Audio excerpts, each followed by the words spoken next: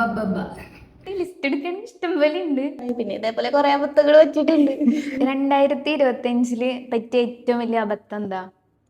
അബദ്ധം എന്ന് പറയാൻ കൊറേ അബദ്ധം പറ്റിയിട്ടുണ്ട്. അതില് ഒരബദ്ധം പറ. അബദ്ധം എന്ന് പറയുമ്പോ ഇപ്പൊ വൈറലായിട്ടുള്ള ഒരു ഫുഡ് ഉണ്ട് ബൺ മസ്ക പറഞ്ഞിട്ട്. അത് അത് കഴിച്ചിട്ട് എന്താ നമ്മ എക്സ്പെക്ട് ചെയ്ത് പോയിട്ട് കഴിച്ചിട്ട് എന്താ ഒരു ടേസ്റ്റ് ഇല്ലാണ്ട് അത് വിചാരിച്ചത്ര പോരാ. വിചാരിച്ചത്ര ഒരു ഗുമ്മില്ല. എനിക്ക് കുറച്ച് ഇന്റർവ്യൂസ് ഒക്കെ ലെറ്റേഴ്സ് വന്നിട്ടുണ്ടായിരുന്നു, പക്ഷെ എനിക്ക് ഒന്നിനും പോവാൻ പറ്റിയില്ല. ഞാനൊരു ഓൺലൈൻ കോഴ്സ് എടുത്തിട്ടുണ്ടായിരുന്നു. 30,000-30,000 രൂപ വെറുതെ വെള്ളത്തിൽ പോയി. പ്രൈസ് നോക്കിയിട്ടാണ് സാധനങ്ങൾ സെലക്ട് ചെയ്തിരുന്നത്, പക്ഷേ ബില്ലടിച്ച് വന്നപ്പോൾ എക്സ്പെക്ട് ചെയ്തതിനേക്കാളും ഒരുപാട് കൂടുതലായിരുന്നു. ഭയങ്കര ഹൈപ്പ് ഒക്കെ കേട്ടിട്ട് ഒരു വ്ലോഗ് എടുക്കാൻ പോയി. അവിടെ ചെന്നപ്പോൾ ഫുഡ് കഴിച്ചപ്പോൾ ഒരു ടേസ്റ്റും ഇല്ല. നമ്മ കുറേ വഴി പോയതാണ്, നമ്മ കഷ്ടപ്പെട്ട് നല്ല ഫുഡായിരിക്കും നല്ല വ്ലോഗൊക്കെ ചെയ്യാന്ന് വിചാരിച്ച് പോയതാ. അവിടെ ചെന്നപ്പോൾ ഒരു ടേസ്റ്റ് ഉണ്ടായിരുന്നില്ല ഫുഡ്, അത് ഫ്ലോപ്പായി പോയി. ഏറ്റവും മോശമായിട്ടുള്ള കാര്യം ബബ്ബബ്ബ.